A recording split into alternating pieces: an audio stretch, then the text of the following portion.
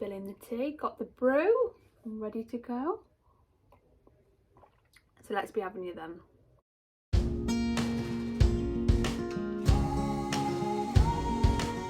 Hey guys, welcome back to Thinking Out Loud with Shan, aka Shannon, which is me. Thank you for all your likes and comments and just love, just general love on the last video. I was generally kind of overwhelmed and also wanted to be really honest about how I'm feeling and what I'm going through, because I know so many people are going through the same thing or have been through the same thing as me. And heartbreak is something, excuse me, you don't just talk about. And I just wanted to be really open and honest with you and say it's okay to feel like this, or also get advice from you guys, which is something that I needed. So thank you so much. But before I go into the new vlog this week, I am just going to do all the usual stuff of, if you like this video, please give it a massive thumbs up and subscribe. Head over to my Instagram, which will pop up now. Here we go. Thinking Out Loud with Shan, and I update that daily, and that's just basically the day in the life of me. So yeah, let's head on to the new vlog. So the first question was, how are you? I'd be lying if I said I was okay. I just think this week, I don't know what about this week, but this week has probably been the hardest week through the transition. And hi, if you don't know me, I'm Shannon and I'm going through a breakup. No, it's like, I just found like this week, I don't know if it's everything's heightened because I'm on my period. I don't know if everything's heightened because things have died down now. Things have been made more official. Everybody is asking me a lot of questions. And it's kind of hard to explain to people like what you're going through if they haven't been through it. At the moment, I feel like I'm grieving a relationship. There are good days and there are bad days, and this week has just been full of bad weeks. I don't think that I drank to oblivion on Saturday night helped, but I need to just show you this clip of me. Oh my god, I can't believe I was that drunk. Yeah, so I got so drunk on Saturday night on a Zoom group chat that I was hosting. We didn't even finish the quiz because I was too drunk. And my mum found me on my bathroom floor. Yeah. So drink actually doesn't help the situation. Drink will never help a situation if you're feeling down. It will just block the pain or block what you're thinking out for a couple of hours. And oh my god, Sunday morning I woke up and I felt so much worse. So yeah, I don't know if that's what's made the week worse, but honestly, I've kind of riding it out, cried a lot, gone back to bed as soon as I got in, like, from work. But I wanted to share it because I feel like people are just they just want you to stop. That's it now, you've had enough of your heartbreak, you need to stop crying, you need to pull yourself together, and that's it. And I have to say, no, I'm sorry, I can't do that. I was with somebody for 6 years and it doesn't just go in 8 or 9 weeks, so I need to grieve, and also I need to let out the frustration. I need to go on runs, I need to do loads of workouts, I need to do things probably that I probably wouldn't have done before, to just move on and move forward. Next question was, how are you getting on? Sorry, I've got my questions down here, so if I look down, I'm not rude. I'm not rude. How are you getting on with my products, and are you getting in more self-care? So hello, Victoria. Hi. So I got sent some products which I paid for happily from Victoria, and she has made like a self-care skin care range. I'd noticed, as you probably can see here, my skin has been breaking out, probably from the last stressful couple of weeks. And also I work for the NHS, I work in the hospital, work in theatres and on wards, and most of the time I wear full PPE, so mask, visor, hairnet, apron, or sometimes I have to go full on and wear surgical gown, 3 pairs of gloves, etc, etc. So I noticed my skin, my hair, and my lips were very, very dry, so I asked Victoria for some skincare that would basically help that out. I got the mini miracle oil skin range. That has helped me. I have to admit, I haven't got no more large, should I say, spots on my head, but it's a process. So yeah, I'm enjoying using that. Why is my camera just in this? Okay, sorry, it's my camera being weird. Sorry, Victoria. I've noticed from my hair, I suffer with really like dandruffy scalp. What is it called? Psoriasis. There you go. I suffer with really bad psoriasis, and I get it on the back of my scalp, on top of my scalp, and also in my eyebrows. So that actually, the hair conditioner and the hair oil has helped my hair, so I really love it. I've realised though, you have to really wash it out if you want to get it out, because for me, I tried to straighten it and it nearly burnt my bloody hair off because I hadn't washed it all out in the oil. So yeah, wash it all out, guys. And yeah, I'm enjoying like putting more self-care and self-love into myself. I'm loving just taking the time out to get stuff done. Like when lockdown wasn't fully on, I went and got like my nails done, my like acrylic toenails. I'm so bougie, I can't cope. But it was just like little things like that, doing that for me. And I feel like I am gonna start doing that as well. Like I love getting my hair done, I love having a spray tan, I love like having 5 minutes now for meditation and just thinking. Really good Apple Watches have a breathing like mode where you can do like a little meditation and some breathe in and out exercises, which honestly has helped. Also self-care, where is it? I'll just get that. I don't recommend this for everybody, but for me, I suffered mostly really bad with anxiety and panic attacks, and recently more than ever.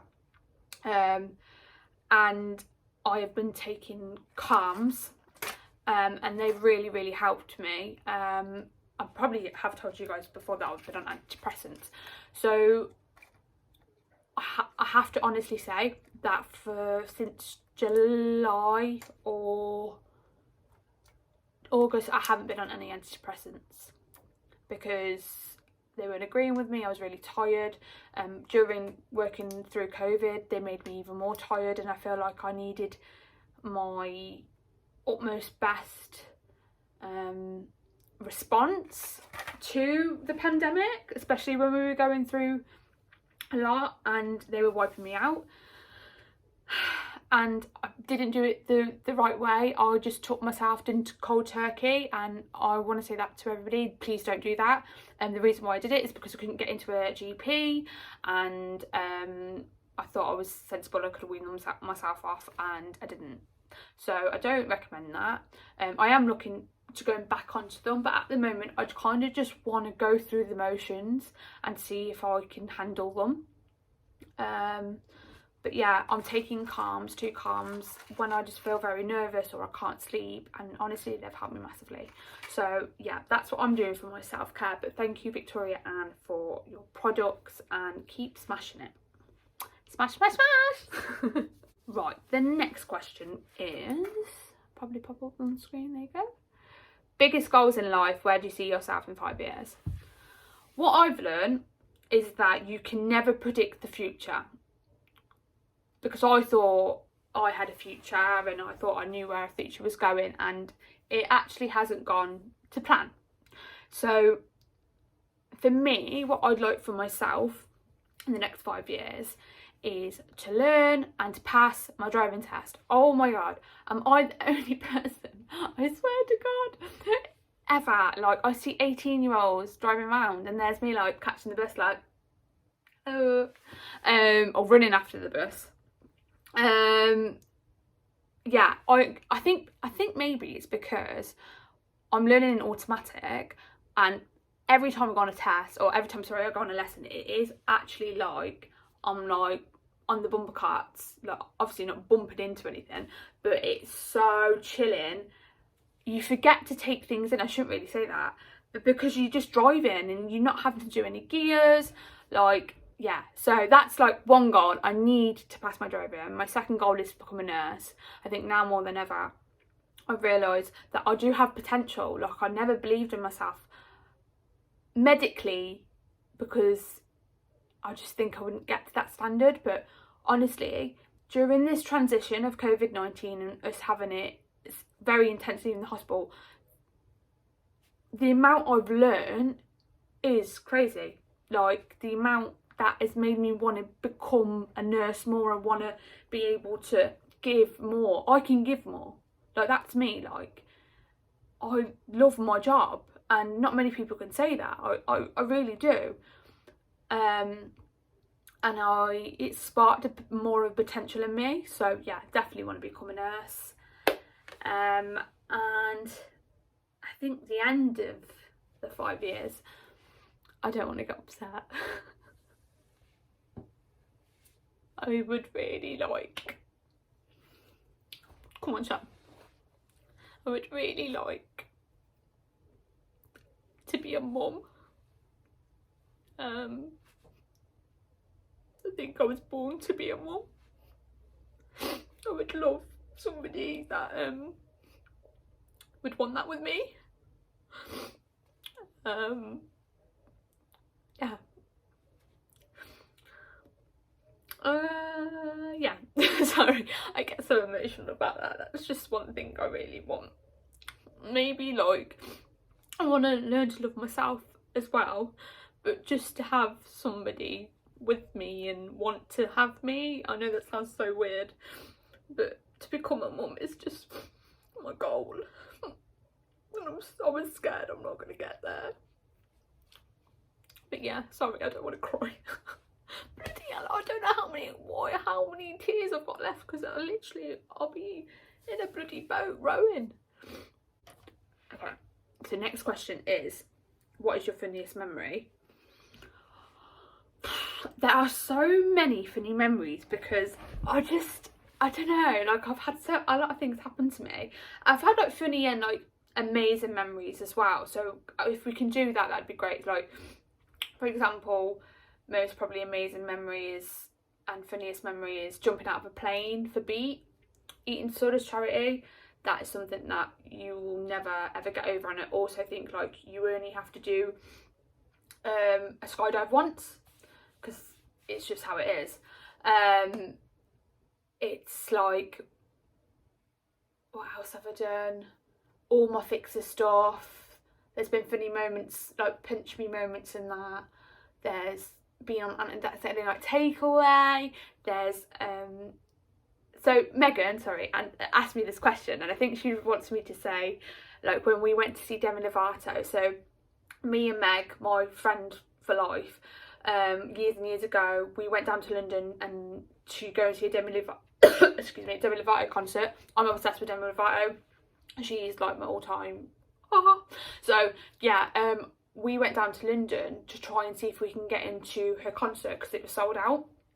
And we went to the Coco in London. We stood outside. I had a banner saying like, please, like, I need to get into this, please anybody give me their ticket. And a mum of one of the women that was going into the concert gave me her ticket for asking price, like £30, and I couldn't believe it. And I was with Megan, and Megan was such a nice friend, and she let me go in because she knew how much that meant to me. She said, I'll wait outside, and I didn't know what to do, but obviously I went in. I went in, and how weird is this? So we went in, like, I went in, saw the concert, trying to text Megan, her phone died or something, and at the end we literally like came together. She'd got in, like the security let her in, and she saw the concert, and that was like one of the most amazing days ever. So yeah, love you Meg, thanks for asking me that question. Next one is, you've lost a lot of weight, is your eating disorder back? I actually just want to say this, and I think this person doesn't understand eating disorders, or, which is fine because we're not very, educated on it. Your eating disorder will never ever go away. I feel like you'll have good times and bad times in your life, and for me at this moment it's a bad time, so I'm leaning more towards that eating disorder. That's, for me, I can honestly say I haven't purged, I haven't took laxatives, but I've restricted my diet because, I don't know, just made me feel better, made me feel in control of something. And yeah, I am eating with my parents. We've kind of made that a thing now of like, I have to go home and have something to eat. Work, find it very difficult, and also I'm an adult, I'm 27, so it's like battling with that adult side of the head and the eating side of the head. Yeah, I've lost weight. I can see it. I can see it in my arms. You know, I'm not stupid, and it's hard because I'm not gonna lie. When people say you lost weight, you think, yeah, no, yeah, like it's a compliment in a way. But I just need to be very careful. And people will say, why are you not taking antidepressants? Antidepressants don't stop your actions. They literally level you out. Sometimes they make your feelings worse or better. And for me as well, like, I notice my antidepressants put weight on me, so I find that really difficult.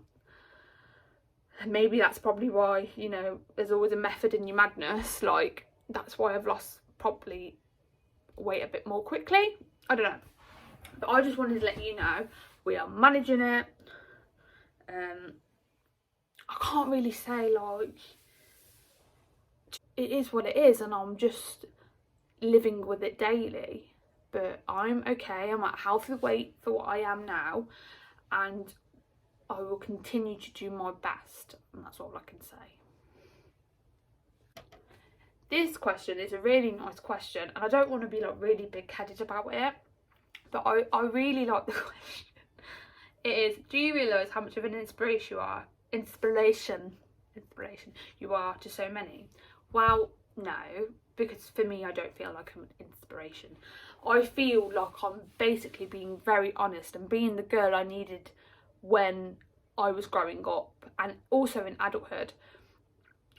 People don't talk about these sensitive subjects because they're scared, or they're not confident enough, or they're just ashamed of what people might say. And I want to be that one that you can relate to.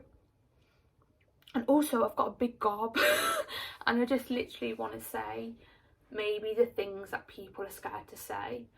I love that people think of me. That's nice that people can come and talk to me about stuff. And also, I want to be able to go into schools and talk to girls and boys about things that, you know, don't get talked about, or also like you don't want to talk about but you need to talk about. So yeah.